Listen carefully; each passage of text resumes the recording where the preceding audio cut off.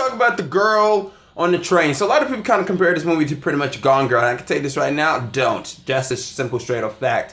What Gone Girl pretty much had it, when this movie pretty much doesn't, is that it had actually an interesting mystery. Had interesting characters really get you invested into the shit. And unfortunately, that's where The Girl with the Train doesn't really connect well. I feel like The Girl with the Train is actually a very interesting type of movie on some cases, but it's also a very bland, boring one on the other. Now, for me personally, I feel like this movie does kind of feel like a Hitchcock type of film, you know, suspense thriller, a noir type of thing. And that's actually kind of cool to see. And I actually think that's some of the best parts about the entire film. Unfortunately, when you kind of put characters inside of a film, they have to actually be interesting for you to actually give a shit about the mystery. It's kind of like the presidential debates going on these days. You really don't give a fuck about how it really ends, but you're kind of curious to see where it kind of goes. And that's kind of where this movie kind of really lies. It does kind of feel a little bit like a high budget, like Lifetime channel movie, because it feels so overly fucking dramatic. And I feel like there's really nothing really going here. There's no levity, there's no nothing, there's just blank. The performances themselves, they're not bad. They're actually pretty solid acting.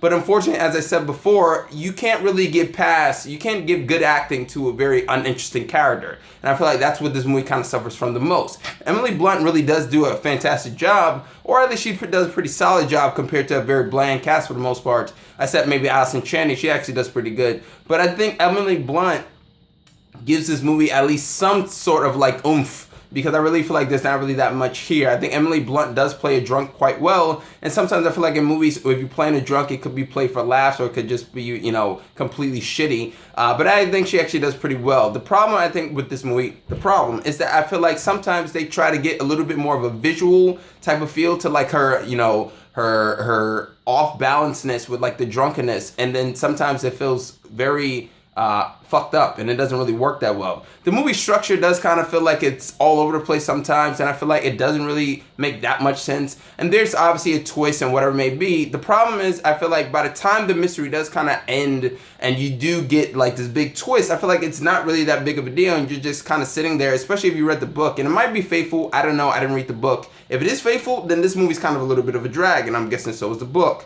But for me, personally, I just feel like once the mystery is, you know, resolved or whatever it may be, and then, you know, the twist kind of happens, you're just like, oh, okay, that's the twist.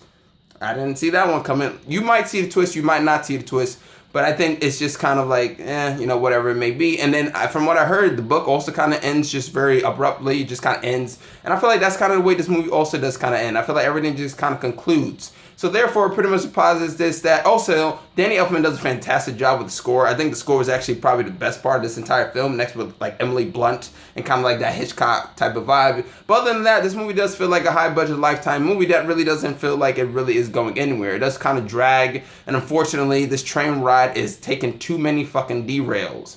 But then again, that's just my thought, and that's my opinion. I'm the guy with the hat, aka Chris Smith. Comment, subscribe, and like if you actually enjoyed this review, but you probably didn't. But I'm Chris Smith, and I'm signing out.